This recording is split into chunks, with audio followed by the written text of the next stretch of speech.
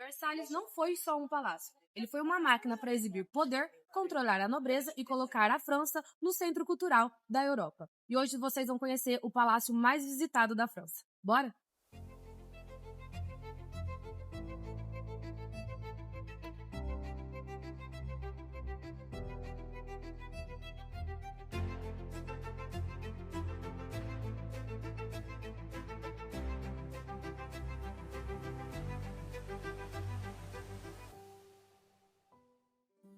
Andar pelos corredores de Versalhes é uma experiência que nos leva de volta ao tempo. A cada passo ecoa a história de poder, beleza, ambição e queda. Versalhes não foi apenas um palácio. Ele foi o centro do poder absoluto, onde os reis governavam como deuses, ou pelo menos achavam que eram. E é assim que começa a ruir um sistema inteiro de anos de poder. No início do século XIII, Versalhes não passava de uma região pantanosa, uma floresta afastada de Paris, e foi assim que Luís XIII mandou construir um pavilhão de caça. Nesse momento, em 1623, Versalhes ainda não era um centro político e nem simbólico. Paris continuava sendo o coração do reino e Versalhes era apenas um refúgio para o rei. A verdadeira transformação começa com seu filho, Luís XIV. Ele assume o poder ainda jovem, e nesse momento, Paris passava por um cenário politicamente hostil. Era perigoso e instável para a corte. Havia uma série de revolta da nobreza contra a monarquia. Luís XIV, então, decide transformar o antigo pavilhão do pai em algo novo. Entre 1661 a 1715, Versalhes é ampliado de forma gigantesca. E em 1682, Luís XIV transfere a corte e o governo oficialmente para Versalhes. A partir desse momento, Versalhes se transforma o coração da França e um modelo de referência para toda a Europa. O palácio não funcionava apenas como uma residência real,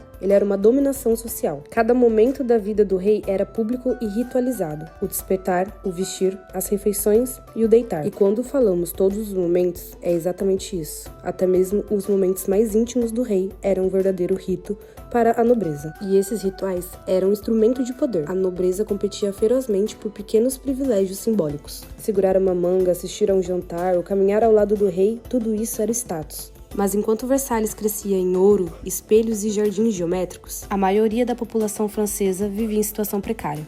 No século 17 e 18, cerca de 80 a 90% da população era camponesa. A França era um país essencialmente rural e o nível de desigualdade era gritante. Luís XIV construiu cuidadosamente a sua imagem, ou pelo menos tentou, e ele se comparava a Apolo, ao deus Sol. A famosa frase "L'été c'est moi", ou "O Estado sou eu", talvez nunca tinha sido dita literalmente, mas era exatamente isso que o seu reinado tentava transmitir. Em 1º de dezembro, em 1715, Luís XIV falece, aos 76 anos e com 72 anos de reinado, o reinado mais longo da história da França. Até o último minuto, Luís XIV fez de sua vida um momento simbólico. A sua última frase documentada à corte foi "Je me vais, mais l'été demeurera toujours". Eu me vou, mas o Estado permanecerá. Luís XIV deixa como sucessor seu bisneto de 5 anos, Luís XV, e o início do declínio da monarquia começa exatamente aqui. Quando Luís XV atinge sua maioridade, ele retorna a Versalhes, mas governa diferente do seu bisavô. Ele detesta cerimônias excessivas, evita a exposição pública, preferindo uma vida mais privada. Versalhes deixa de ser um teatro político, passando a ser uma casa confortável para a aristocracia. Isso é histórico, pois o poder começa a sair da cena pública. E é durante seu reinado que a França começa a perder em guerras tenebrosas. Uma delas foi a Guerra de 7 Anos, onde perdeu colônias, prestígio internacional e recursos financeiros. Se com Luís XIV o rei era temido, com Luís XV era diferente, ele era criticado. E Versalhes ainda pode ser belo, mas agora se torna caro, inútil e distante. Ele morre em 1774, vítima de varíola, isolado e impopular. Ele deixa uma herança de endividamento do Estado, uma monarquia desacreditada, uma Versalhes luxuosa, porém sem legitimidade.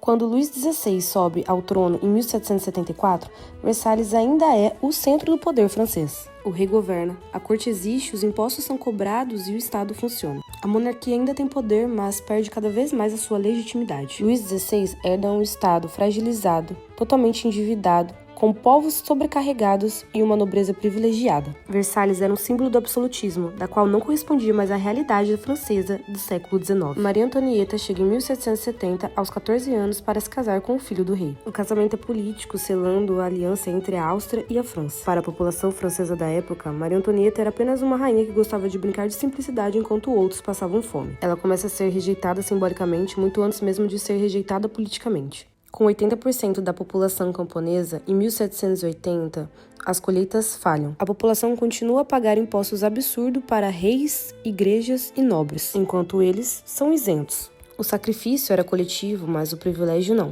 O Estado francês está falido. Ele até tenta reformar o sistema fiscal, os privilégios da nobreza e os gastos do Estado, mas ele não tem poder político suficiente. Em 1789, a autoridade do rei começa a ser desafiada abertamente. Em Paris, a revolta explode com a queda da Bastilha, mas o golpe mais forte acontece em outubro deste mesmo ano, quando mulheres marcham de Paris até Versalhes exigindo pão, preços justos e a presença do rei.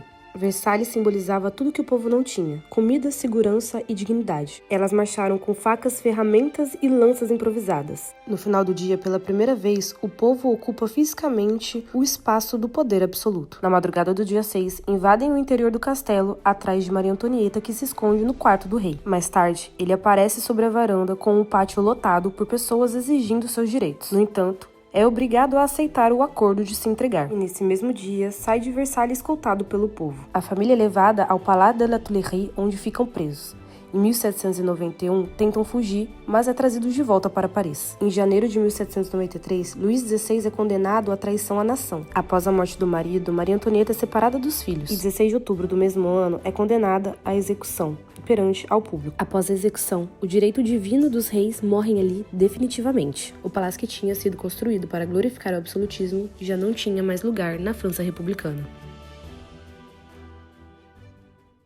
Quando Napoleão chega ao poder, todos pensam que ele retomará ao castelo. Mas, na verdade, ele não escolhe Versalhes para governar. Ele escolhe outros palácios, pois Versalhes era grande demais, monárquico demais e lembrava ao absolutismo. Bonaparte não vinha da antiga nobreza. Ele veio da Córcega, do meio militar, era pragmático e entendia o essencial. A Revolução até havia destruído o mito do rei, mas precisava ainda de uma autoridade. Em 1799, quando chega ao poder através de um golpe político, ele não se apresenta como rei, mas se apresenta como o salvador da Revolução. De todos os palácios, o seu preferido era o Palácio de la Tuileries e o Palácio de Fontainebleau, que inclusive temos um vídeo aqui no canal. Napoleão constrói um império gigantesco na França, conquista territórios, reorganiza o Estado e coloca familiares no poder. Mas a França já está esgotada devido às guerras. Em 1814, ele cai. Em 1815, ele até tenta retornar, mas cai definitivamente. Após Napoleão, a monarquia volta à França, mas os reis têm limite. Após a morte de Luís XVIII, sobe ao trono Carlos X, que de forma perigosa tenta restaurar o antigo regime.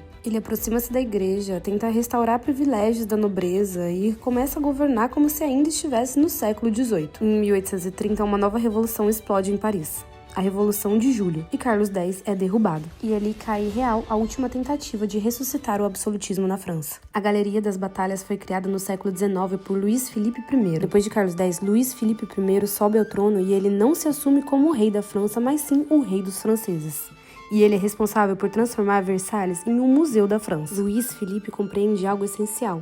Versalhes não pode mais ser um palácio residencial, mas sim contar a história da França. Os salões onde encenava o poder absoluto passam a narrar a história completa do país. Apesar de Luís Filipe se considerar o rei liberal, ele ainda governa para a burguesia. Mas, diferente dos outros, ele não resiste e abdica do trono. Após a renúncia, ele foge para a Inglaterra e morre em 1850, sendo o último rei a governar na França. A França agora é definitivamente republicana. Hoje, caminhar por Versalhes é viver tudo isso de outra forma. O palácio não intimida, mas te convida. Te convida a caminhar pelos corredores que hoje são democráticos, mas que já passaram por muitas histórias. Nos deixa um alerta de que concentrar poder demais na mão de poucas pessoas é perigoso. Hoje você pode caminhar livremente para os jardins. Ele é gratuito durante o outono e o inverno. Durante o verão é necessário pagar. E a visita do castelo é necessário comprar o ticket com antecedência pelo site oficial. Versalhes já foi símbolo de grandeza, mas hoje ele é símbolo de memória e nos mostra que nenhum poder é absoluto e de que a história sempre cobra o seu preço. E se você está vindo para Paris, já coloca esse passeio no seu roteiro, pois vale muito a pena. E se você gostou desse vídeo, já se inscreva no canal, deixe o seu joinha, comente e compartilhe com seus amigos e nós nos vemos no próximo destino.